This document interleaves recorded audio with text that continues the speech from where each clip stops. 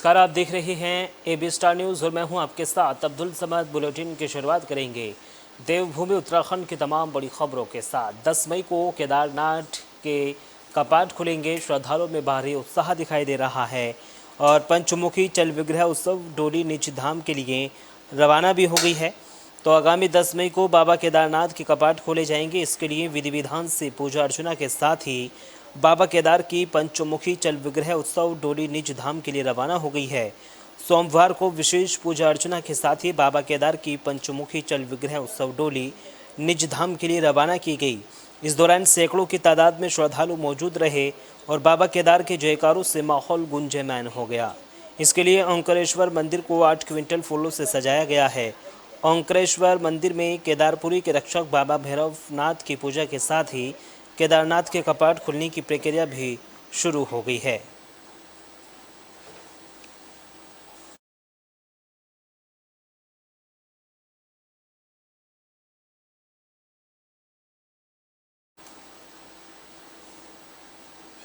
चलिए खबरों में आगे बढ़ेंगे। देहरादून पुलिस को बड़ी कामयाबी मिली है। एक विदेशी महिला को कोकीन के साथ गिरफ्तार किया गया है। तो देहरादून पुलिस को बड़ी सफलता हाथ लगी है। थाना राजपुर पुलिस द्वारा मसूरी रोड पर चेकिंग के दौरान एक विदेशी महिला को हाई प्रोफाइल ड्रग कोकीन के साथ गिरफ्तार किया गया है।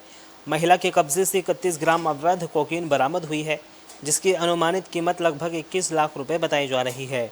साथ ही 16,500 रुपये की नकदी भी बरामद हुई है। महिला तस्कर के विरुद्ध अभियोग पंजीकृत किया गया है। थाना राजपुर पुलिस के द्वारा हमारे सीओ मसूरी साहब के नेतृत्व में एक विदेशी महिला जो कि कीनिया की रहने वाली है, उनको 31 ग्राम अवैध कोकेन के साथ जो अरेस्ट किया गया है, जिसकी इंटरनेशनल मार्केट में कीमत तकरीबन 21 लाख है।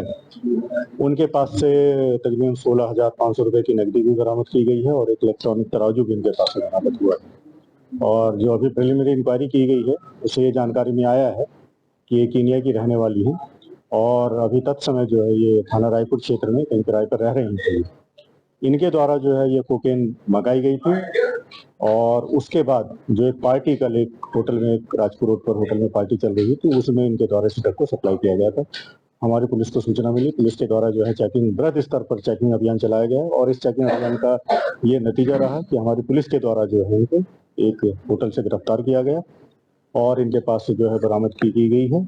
उसके बाद इनको जो है गिरफ्तार करके माननीय न्यायालय में पेश किया जा रहा है।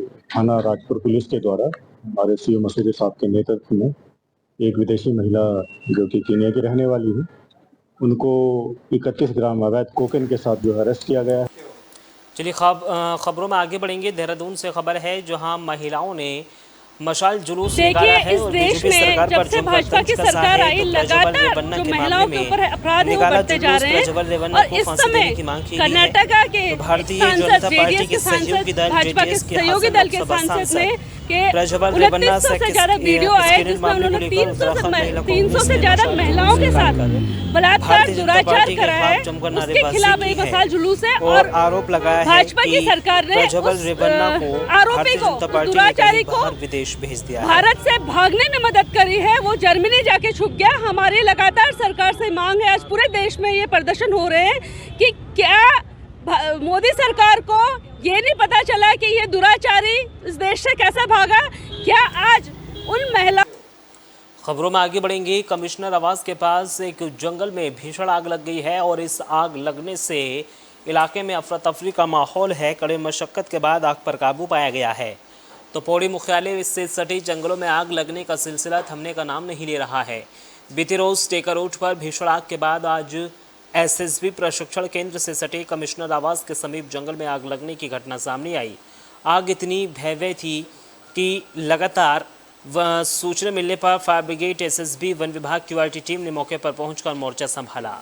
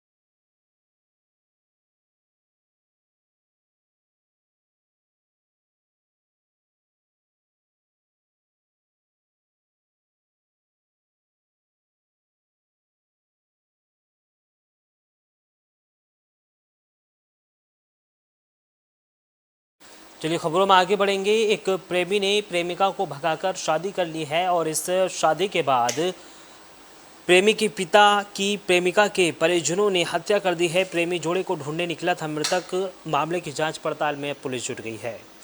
तो मंगलौर क्षेत्र में प्रेमी युगल को ढूंढने के लिए आया मृतक सहारनपुर क्षेत्र का रहने वाला है। 2 दिन पूर्व मृतक का पुत्र मंगलौर क्षेत्र के रहने वाला युवती को भगा ले गया और युवती के साथ कोर्ट मैरिज कर ली और दोनों प्रेमी युगल घर से फरार हैं। दोनों पक्ष के परिजन प्रेमी जोड़ी की तलाश में लगे हुए थे। इसी बीच युवती के परिजनों ने युवक के पिता को घेर लिया और पीट कर मौत के घाट उतार दिया और मौके से फरार हो गए। घटना की सूचना मिलने के बाद पुलिस ने आला अधिकारी घटनास्थल पर पहुंचे और घटना की जानकारी ली। मौके पर पहुंचे एसएसपी हरिद्वार प्रेमेंद्र सिंह ढोबाल ने बताया है कि पुलिस पूरे मामले की छानबीन में जुटी है। ये मंगलौर थाना क्षेत्र में सकोती मार्ग में एक व्यक्ति जिसका नाम पूर्ण प्रकाश है, उसकी डेड बॉडी मिली थी। पुलिस मौके पर जाके जब सारी जो घटनाक्रम है उसकी जानकारी अभी हमारे द्वारा ली गई थी, तो ये बात प्रकाश में आई कि जो पूर्ण प्रकाश है ये अपने इसका जो बेटा है उसकी आज एक मैरिज हुई थी, उसको लेके दूसरा पक्ष जो है लगातार इसको दबाव बना रहा था वापसी के लिए। इसलिए जब इनको वहाँ से आज इनको साथ लेके वो लोग निकले हैं और इसके साथ मारपीट करके इसको डाल के गए। इसमें जो कुछ संदिग्ध लोग हमारे प्रकाश में आए हैं उनके खिलाफ़ हम कार्रवाई कर रहे हैं और इनके परिजनों से FIR हम लोगों के द्वारा ली गई है और उसमें अभियोग पंजीकृत करके जितने भी लोग हैं उनके खिलाफ सख्त कार्रवाई की जाएगी। नहीं, अभी नहीं हुई, अभी तो इनके परिजनों से संपर्क किया गया है और अभी इनको बुला के जल्दी ही इनकी अरेस्टिंग भी की जाएगी। ये मंगलौर थाना क्षेत्र में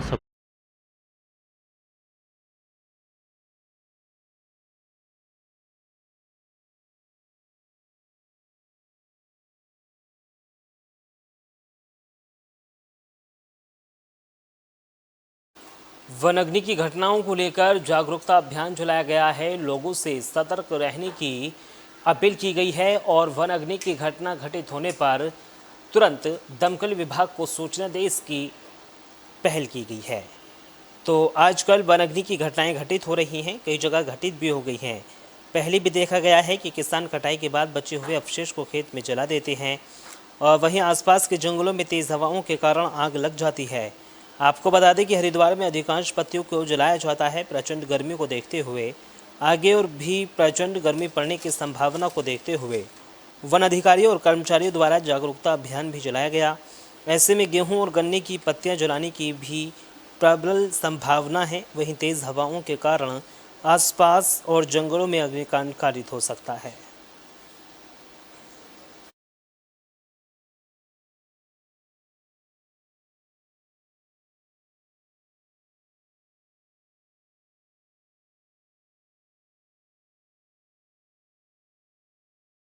जन कल्याण के लिए डोली रथ यात्रा निकाली गई है और ये यात्रा 16 जून तक चलेगी और इस यात्रा को लेकर भक्तों में भी खासा उत्साह दिखाई दे रहा है।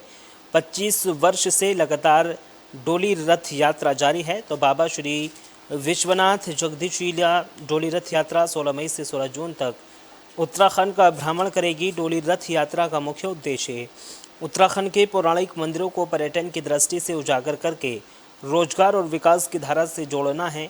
उत्तराखंड के पूर्व कैबिनेट मंत्री और देव डोली यात्रा के संयोजक मंत्री प्रसाद मैथानी ने कहा है कि 25 वर्ष से यात्रा लगातार जारी है और इस बार समिति और भक्तजन रजत जयंती वर्ष के रूप में मनाने जा रहे हैं।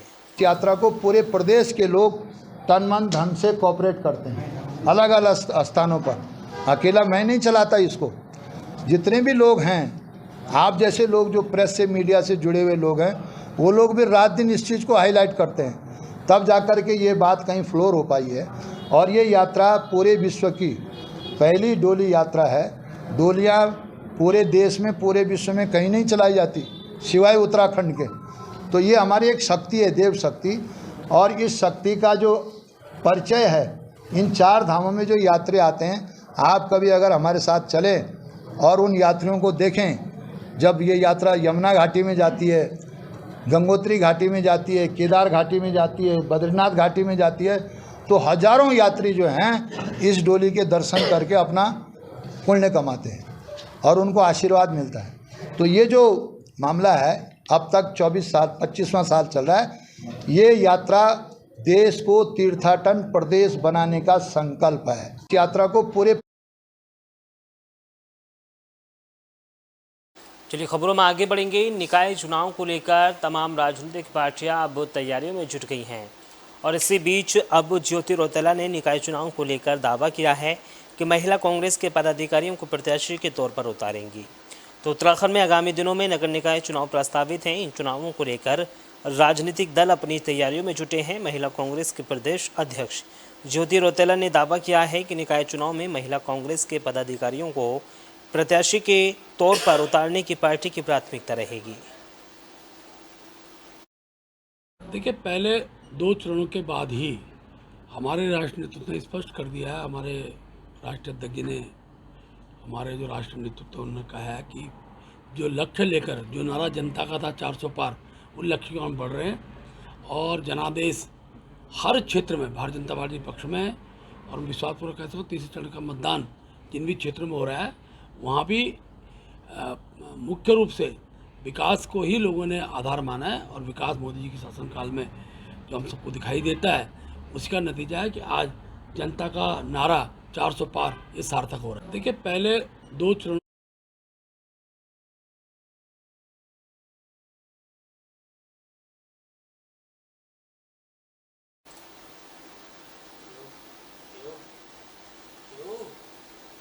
और फिलहाल इस बुलेटिन में सिर्फ इतना ही। देश और दुनिया की तमाम बड़ी खबरों के लिए बने रहिए AB स्टार न्यूज़ के साथ। नमस्कार।